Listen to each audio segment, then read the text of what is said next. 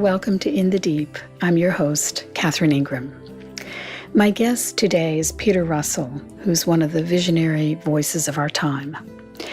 With a background in mathematics and theoretical physics from Cambridge University, he later turned his attention to the study of the mind and heart, diving into meditation and psychology, and eventually into the simple elegance of presence as the primary expression of being. Along the way, he's written many books, led hundreds of Dharma courses, and spoken at conferences all over the world. He also finds time to lead groups on an annual swim with dolphins off the big island of Hawaii, which seems to be an especially lovely way to experience simple presence. I met Peter sometime in the 1980s, though I can't remember where. I first heard of him at the time when the magazine for which I was working put him on its cover with the publication of his first book, The Global Brain. This book predicted the advent of humanity's full connectivity through global and instantaneous communications, now known as the Internet, and looked at what seemed to be the glorious possibilities therein. At that time, Peter foresaw an awakening of planetary consciousness due to the potential of shared ideas and mutual understanding, born of recognizing our common human needs.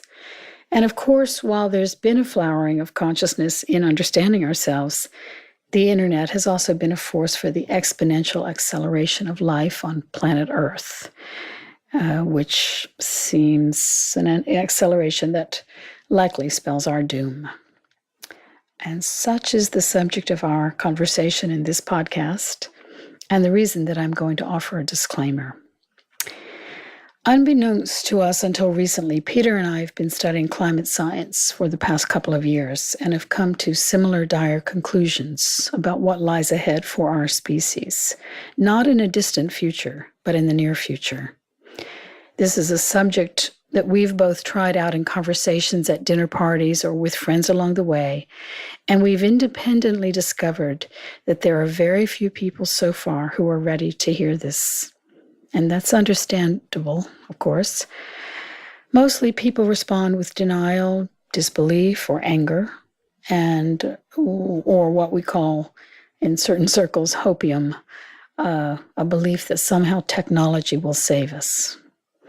So please know, should you go any further in listening to this podcast, that we have no desire to convince anyone about what is going to happen or to persuade anyone to our point of view.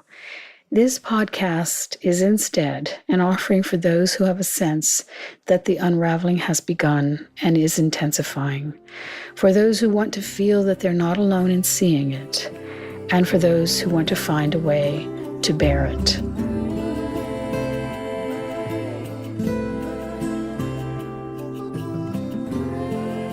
Peter, welcome. Lovely to be with you. Old friend. Yes. I've been reading your wonderful essay on your website called Blind Spot. And I find it quite fascinating. Of course, I agree with almost everything you posit here. But I'm quite intrigued by your emphasis on the crisis of acceleration. It's so true once you think about it, of course, and there's a way in which we all probably, anyone paying attention is sensing, of course, this kind of exponential speed up. But I really found it quite interesting the way that you wove that into the fabric of the crises, multiple crises that we're experiencing. And I wonder if you would speak about that a bit. Yes. It's something which has intrigued me ever since I was a teenager. I was a mathematician and I got fascinated by exponential growth then, and how we don't really see the long-term implications of exponential growth. And then later I explored this in my book, The White Hole in Time, which was really looking at the whole of the history of the universe has been accelerating, and we're just moving faster and faster and faster towards something. And people like Ray Kurzweil and people, they've picked up this more recently, and they're looking at it from a very sort of technological, almost utopian point of view, that we're going to come to this stage where in 10, 20 years' time, we're going to have computers smarter than humans, and the whole thing will take off and go even faster and even faster. And the blind spot is what it refers to. I think there's two blind spots we have about this acceleration. I mean, the general feeling is it's, on the one hand, it's great because we're moving faster and faster into wonderful new worlds. And yet at the same time, we all have to live with this, and we're finding our pace of life is changing. We've got more things to do. Computers haven't bought the leisure society. They've done the opposite. We're now faced with so many emails a day we have to respond to, and we've got to do this, and we've got to upgrade our software, and this has to happen. Yeah. So many more people can reach us, and all of this. Yeah. So that's also happening. The blind spots I see are two. One is we don't look at the negative effects of the acceleration in technological growth. And these negative effects, I mean, the clearest ones are the effects upon the environment. I mean, global warming, for example, climate change, is because we are producing CO2, releasing CO2 in the atmosphere many, many, many times faster than the planet can reabsorb it. Yes. Normally, the planet can reabsorb it. There's lots of natural mechanisms. Like trees. Trees and oceans and rocks. But we've accelerated our technological growth. We've accelerated our industrial production. We are burning fossil fuels a million times faster than they were laid down.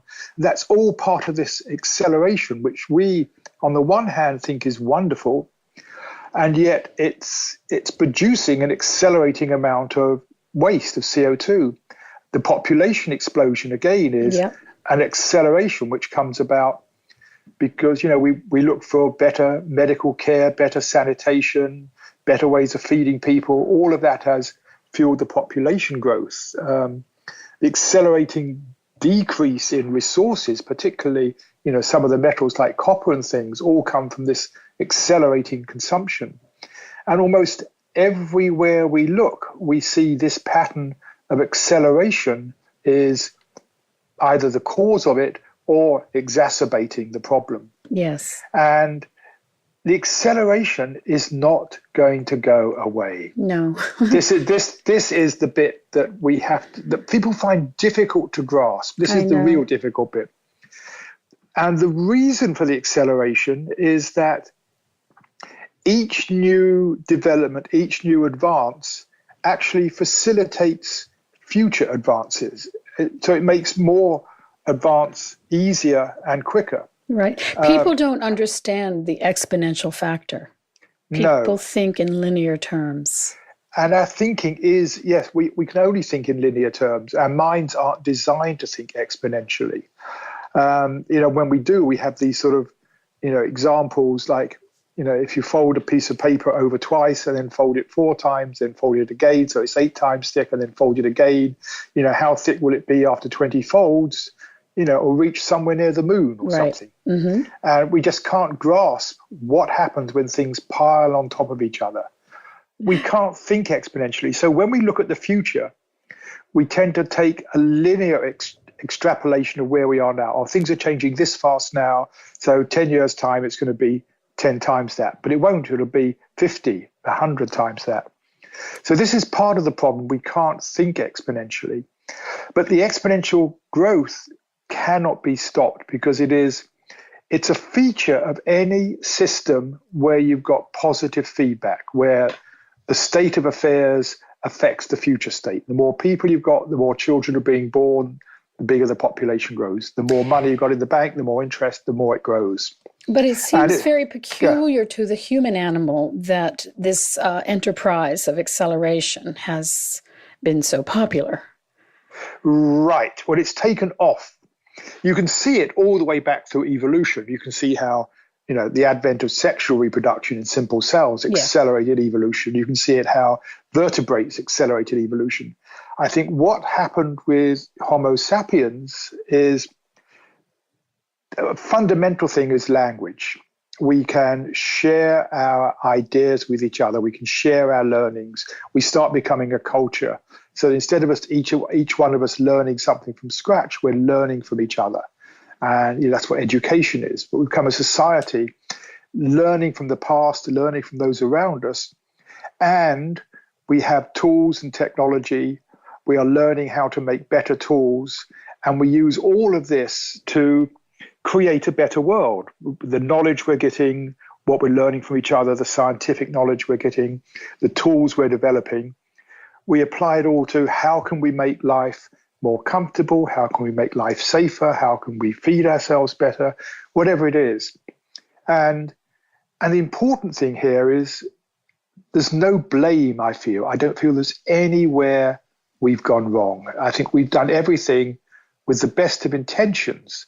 Later, it may have turned out that it wasn't such a good idea, but nobody 100 years ago foresaw what would happen when we started burning vast amounts of oil. One Norwegian saw it at the end of in 1894 or something, and nobody took any notice. Right. He predicted global warming, Yes, but he was ignored. Right. So, as most of the climate scientists are ignored by certain members of our country today. Yes. We don't want to hear it because we don't want to give up our comforts, things that are so, we love. So we're on this curve, as I say, with the best of intentions, but everything we produce, the Industrial Revolution, great advance, and that then paved the way so that when we went into the information revolution, we didn't need to reinvent factories or mass production or distribution systems. We could just plug them in. And so that could take off much faster. And it required, in a way, less manufacturing. On a much more subtle level, it was happening. So I really love this perspective of yours of the no blame. And it's, when I'm in my quietest moments, I certainly see that it was just, it was evolution rolling out just as it did, just as it did. Just as it did.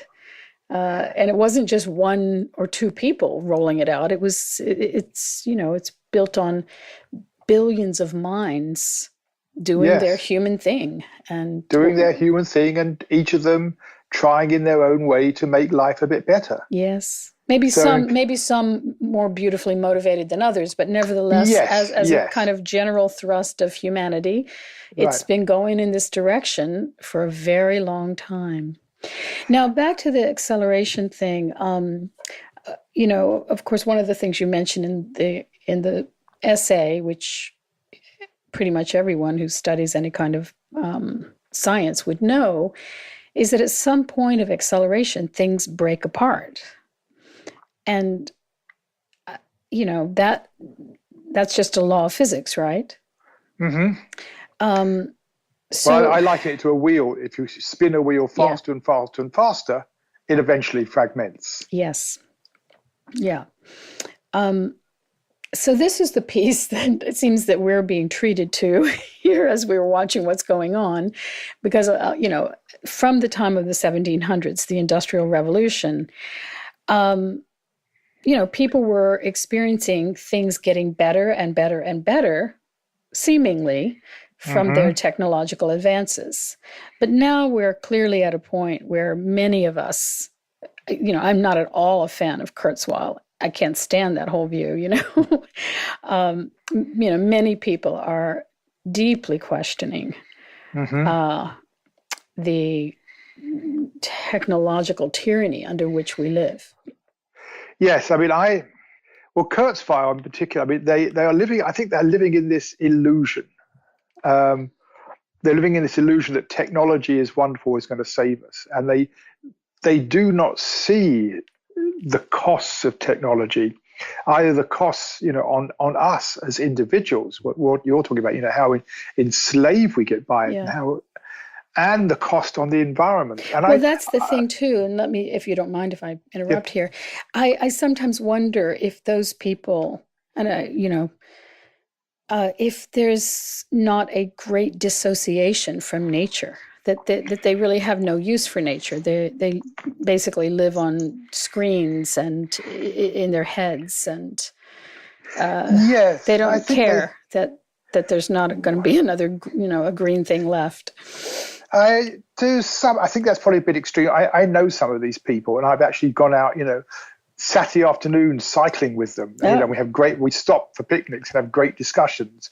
And their view is, oh, this is just pessimistic. We will find the answers. When we have all these supercomputers, much more intelligent than human beings, they will be able to work out what's going wrong. They will be able to change things. They will be able to help us. We don't need to worry. That seems, part of the belief system there. And, yet at the same time, if we got economic systems breaking down, political systems breaking down, social systems breaking down, I also ask, will we ever get to the stage where we can develop these computers, or will we end up in a sort of urban chaos? Right, and wouldn't it be more safe to be predicting based on what we're actually seeing now, rather than some fantasy of how things could be? I mean, we can sort of see the future from what's going on now. Yeah. And things are getting shaky in so many areas. And this I see is the result of the acceleration, that the acceleration puts stress onto systems. Yes. And the more stress that builds up, the more vulnerable they become to breakdown. Yeah. And all sorts of systems, I say, whether it's, economic, social, political, geopolitical systems, our own personal systems, family systems, our own body systems. Our society, every other day we have a mass shooting in this country almost. I mean, we had 2 in the past week. I know. And now we just say, oh, where was that one? Another one. Yeah, I know. It's so common now. It doesn't even it hardly has a day's news cycle. Yeah. Yeah. But the other thing about the acceleration and the other part of the blind spot. So for me, the blind spot, one is that, we think acceleration is just going to take us into this wonderful new world. We're blind to the negative impact of the acceleration.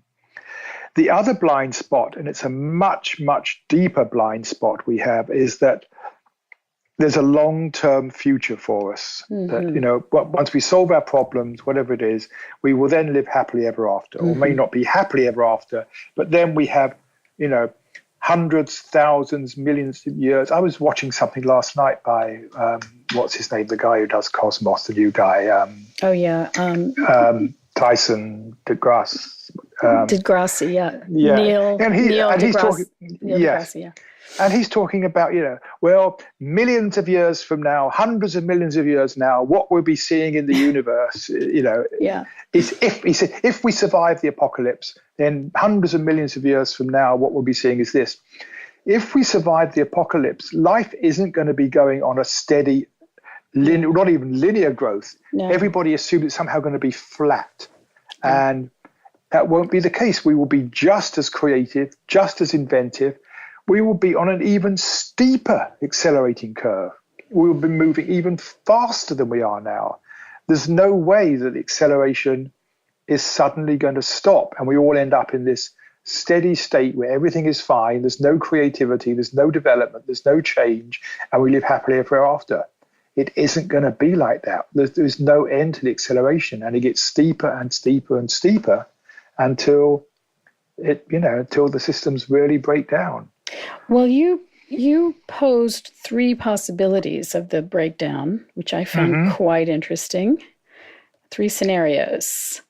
I'm trying to remember which they were. Well, the first was the Mars scenario, right? Whereby you explained that one, and I'll remind you of the others. Yeah.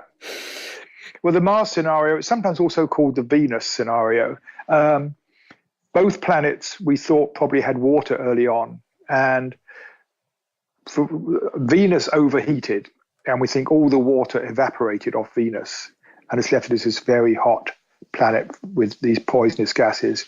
Mars is much more desert, but we're finding signs that there probably was water there and life. We're expecting to find signs of life there.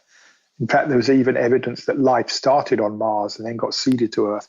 But the scenario is that if we move into serious climate change where the temperature starts rising 10, 20, 30 degrees, and you can get this when all the methane's released from the Arctic bogs and from the hydrates in the sea, methane's 20 more times powerful greenhouse gas. Yes. You have a runaway greenhouse effect where the temperature goes way beyond what any of us or any mammals or anything could survive. Life would continue existing. But as the temperature gets that hot, what happens is the hydrogen and oxygen molecules in the atmosphere, the water, they start getting broken down by the ultraviolet light, and the hydrogen escapes into space.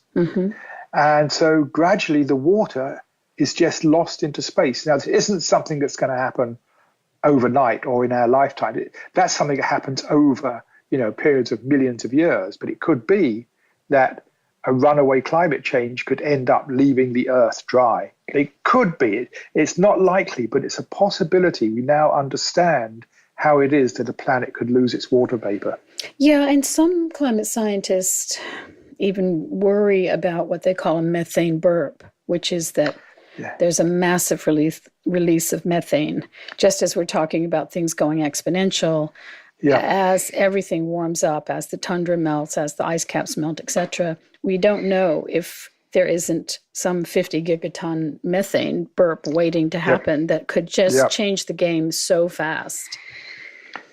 I think what has been true of our understanding of climate change over the last 20, 30 years as it's unfolded is we don't understand anything. It's been full of surprises and new realizations. So yes, anything could happen. Yeah. And most of even the climate scientists who've been the most forward seeing often their predictions have fallen short of how fast it's happening. Yes. This is the most one thing. Almost, we always had these range of predictions. Is it going to be in this range, 2 to 4%, whatever it is? Right. And as time has gone on, we've always the change has come out at the top end of the range. We've been underestimating the effects all along. Yeah. So that first scenario is basically scorched earth. Yeah. And then as I say, I think it's probably very unlikely, but it's there as a scenario. Yeah. And we won't be around to see it. Right. So the second, you and I won't be around to see any of this. Well, yes, I feel lucky in that regard. Frankly, I'm sure you do too. Yeah. And yet, I don't feel so lucky in the fact that I have a lot of little ones in my life who I love a lot, and who one can't help but think about their future. Mm-hmm. And then the second scenario, you say slightly less disastrous, but it's just a major sixth extinction, which will include us. Mm-hmm. Speak a bit about that. Yes, I mean, so far there's been seen to be 5 major species extinctions caused probably by mainly extreme volcanic activity. One was thought to be caused by an asteroid or comet hitting the Earth, the one that took the dinosaurs out. And in those, in the major one, the Cambrian one, they lost like 90% of the species got extinguished in a very short time. And when you look at the rate at which we're losing species now, we're already in a new major species extinction, but this time one that's initiated not by extreme volcanic activity or by a comet hitting, but just by human action on the planet. And I was looking at projections recently where 100 years from now, and these again are modest projections, 100 years from now, basically the only areas of Earth which are inhabitable and green are the bottom of South America, northern Canada, far reaches of northern Europe, and northern Russia. That's it. Mm-hmm. The rest, what we call the temperate zones now, have all gone to desert. And okay, that we could be surviving in that, but this seems much more likely that most the higher animals will go. The food chains get so easily disrupted. I mean, in the oceans, we're seeing the little tiny diatoms and things that start the food chain way back in the coral reefs and things, which little fish feed upon, the shrimps feed upon, which move up through the food chain. When they start going, and they are beginning to go, we're losing coral reef at a massive rate. the whole food chain collapses. Yeah. So it's not just the heat, it's very, very subtle things, just a slight change in the acidity of the ocean, because the ocean's absorbing slightly more CO2, has a dramatic effect on the coral reefs, and then that plays out all the way up through the food chain. I mean, I've read that there's 40% of the plankton is gone. I wouldn't be surprised. Yeah. And then, you know, you and I have talked about this a bit. The stresses on the, you know, environmental refugees, the massive populations that will be going to the places that have, you know, have land and water left to grow food and have water. Yes. Yes. Yeah. Yes. So And this is already happening. Yeah, beginning. I mean, the refugee crisis in Europe at the moment is, you know, more from war, but there's clearly already a climate thing beneath that in terms of just the hardships Syria's of trying been to in live. drought for 10 years now, and the farmers all left the farms and went to the cities, and it just put massive pressure on all those systems. Yeah. And the first, whenever there's serious drought, this is borne out historically, almost universally, whenever there's serious drought, people cannot live there anymore, and there is serious migration. Yes. And I think we're going to see it, you know, in North America, from Central America, we're already seeing, you know, the pressure for that. I think from Africa moving up into the Middle East, into Europe, into Russia. Yes. So I think, you know, that is what we're seeing now in terms of migration, is going to be small compared to the pressure when you know, you get major crop failures and people simply cannot survive there anymore. Yeah. I agree. I think that is what we are seeing. We're seeing the beginnings of it, not just the beginnings. It's well on its way. And then people start needing to protect themselves and stop it happening. And there's going to be, you know, political stuff, wars, who knows what over that. And it's why in this country and in Europe, there's a lot of talk of closing the borders. You know, that's on the table now. Yes. And I think that will happen more and more. Yes, I do too.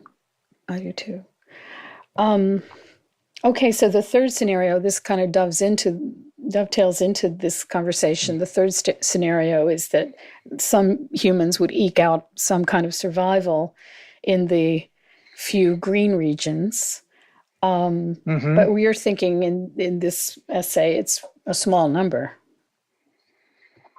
Yes, and I think these would be people, probably not so much indigenous peoples. I think they're probably quite vulnerable because they can't move and their habitats are going to be affected. It's more, I call it sort of green high-tech arcs of you know, people who see it coming, who've got the money, and they can build, you know, communities up in northern Canada where they're all set up in terms of agriculture, growing their own food, technological production. Of course, they'll need an army.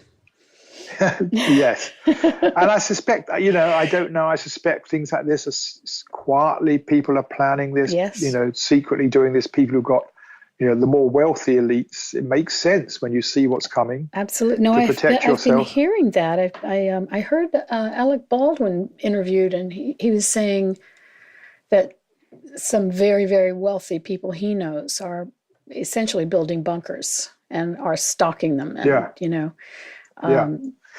But I think it's no good building a bunker in Oklahoma because Oklahoma is going to be desert. You know, it took 100 years. You know, the bunkers need to be in, you know, Finland, northern Canada, Russia, or whatever, or down in the bottom of Chile. So, but then with that scenario, where does that really lead? So, you know, these people, they may be able to, you know, we can be maybe talking about thousands, tens of thousands, who knows, but a small fraction of humanity could be the seed that survives for, you know, let's say even be generous. Say they set it up well, they could actually survive there indefinitely. But where's, you know, it's like, all they've done is they've temporarily halted the acceleration, but they're going to be still on their own curve of, you know, there's going to be creativity, there's going to be things happening, strifes, there's going to be new challenges. And it's like each new challenge becomes a problem we solve, and each problem we solve creates more. Historically, creates another problem in its wake. Yeah, same as it ever was. And they're just going to be, in, I don't know, 1,000 years' time, facing a parallel sort of crisis of acceleration. The acceleration isn't going to go away. This is what we don't get. The acceleration is intrinsic to any evolutionary process. Now, you and I have been involved in a sense, we've been involved in going the opposite direction, going slower, having an appreciation for really the more quiet and just the deeper, frequencies of life. Of course, we fly around in airplanes and we do those things, but in terms of our, we've both been longtime students of Dharma, which in a sense is contrary to the forward thrust and the speeding up, which has so much to do with acquisition, whether it be of stuff or experience or just more in every possible direction. This is a kind of intervention with that, in terms of it stops the thrust, or at least it slows it down. So in looking at how we now spend our days, if any of these scenarios are to be, which each one seems plausible enough, then how do we live with this in mind? How do we live with this sword of Damocles hanging over our heads? And naturally, I've written about this. I've always had a sense of my own death. I mean, ever since I could remember, ever since I was a child, because my beloved grandmother died when I was 7. She functioned as a mother to me. And so that was a huge, engagement with death that I had at a young age. But what always scared me most was the thought of my species extinction.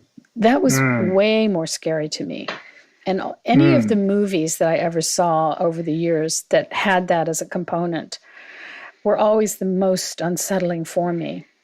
Like On the Beach. Did you ever see that one? Yes. Just coming to terms as we live here with this awareness, how do we bear it? That's a challenging question, and there's a number of aspects to that for me. One, what you're already touching upon, we each accept our own death. Most of us do. Yeah. We're realistic about that. We don't know when, don't know how, don't know where, but we're 100% certain it's going to happen, unless you're Kurzweil and you're moving into a machine. So we accept that, and also through the acceptance of our death, there can be liberation. People who hold on fighting, I don't want to die, can be suffering a lot. Where, I think time and again we find people who accept death either by being in very precarious circumstances or with illnesses or other things, or just through spiritual practice. There's a freedom that comes from that. And we are much more attached to the survival of our species, the idea that our species is meant to be here and is going to go on forever or for millions of years, and it's going to then possibly transform into something else. This is such a deep-seated view, deep-seated paradigm. And at the beginning of my essay, I say, this essay is going to challenge some of your deep-seated views about human future. And I see that this is what happens to an intelligent, linguistic, technologically endowed species. It goes through this very rapid evolution, getting faster and faster and faster, creating not just destruction, but beautiful works of art and other things. And the creativity is like a cosmic flower blooming in the universe. And then it goes. Yeah. but it blooms in this beautiful sort of efflorescence of wisdom, consciousness, art, all the wonderful things we've created. And then it's gone. Yeah. And it's like, maybe that's just the way it is. And if there's a way we can accept that in the same way we accept our own death, accepting that there's nothing wrong with this, there's nothing, it's that this is just the way it is. And maybe through that acceptance, there can be some shift in consciousness, something, I don't know what it is quite, that can actually be more valuable than hanging on to the denial of what is happening. At the moment, I just see so much denial. People do not want to look at where we are. It's just that if we could just get this sorted out, we'd be okay. If we just get the economy sorted out, if we just get nuclear weapons out of the way, if we just get the poor people, it's like... Just stop producing carbon, etc. Yes, if we just... But accepting that actually we may be coming to the end of our species, to deeply accept that. I don't know quite how to play out, but it could actually be very healing. And I know for me, once I sort of really accepted this for myself, there was actually a sense of freedom and ease.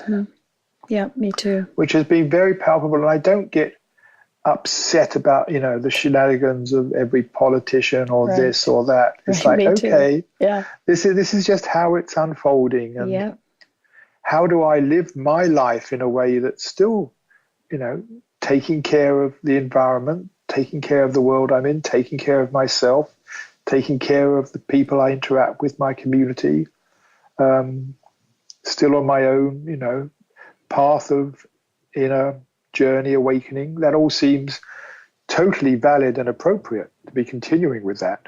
Yes, indeed. That's exactly how I see it as well. That in the acceptance, there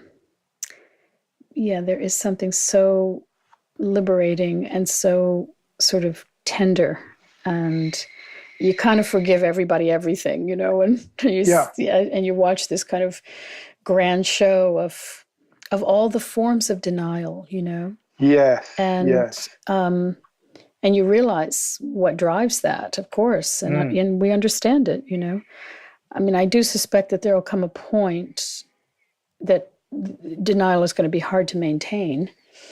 I think that point is coming. Yeah. So it's going to be interesting to see what happens at that point, because I think a lot of people might not go the way of wisdom in that. But all the more reason for whoever can go that way to go that way. They'll be very, very needed. I think there's going to be a lot of people, but there's going to be a lot of help needed. Yes. And I come back to, I think it was Elizabeth Kubler-Ross's stages of death that people go through when a loved one dies or somebody dies. I think it's like, first of all, there's denial. It's when you're dying. Yeah, when you're dying yourself. Yeah.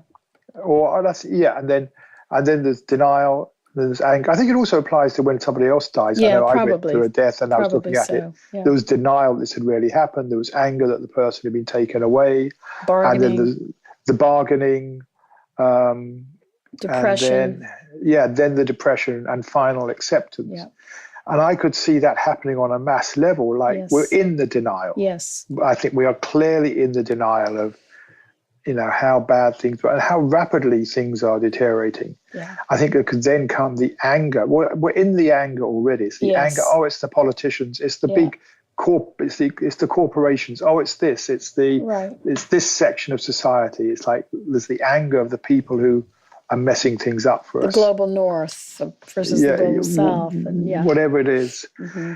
And I think, this maybe is where we're going to really need to put the spiritual work, the spiritual counseling, the wisdom into practice. Yes, I agree. Well, okay, my dear. Thank you so much for for being so clear in such a short time. This should be on the evening news. Oh, that's going to create a lot of It's true. denial Maybe and anger. it should not be on the evening news. And Well, also, that is a question. Mhm. I wonder, is this a view that really needs to be put out there to the public or not? I mean, it's something I feel very strongly about. I know. I struggle with that. I've been paralyzed about writing about it for several years now because of that very question.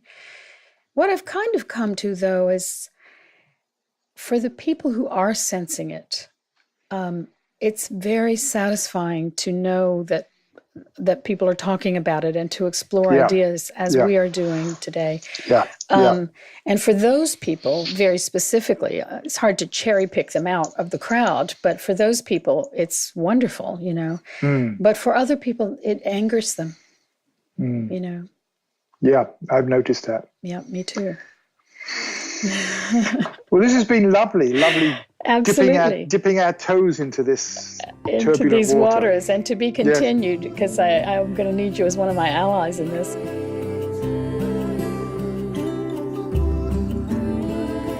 This has been In the Deep. If you'd like to know more about my work, book a private session by phone or Skype, or make a tax-deductible donation in support of these podcasts, which would really help, as it takes quite a lot of time and expense to produce them every week, please visit katherineingram.com. Till next time.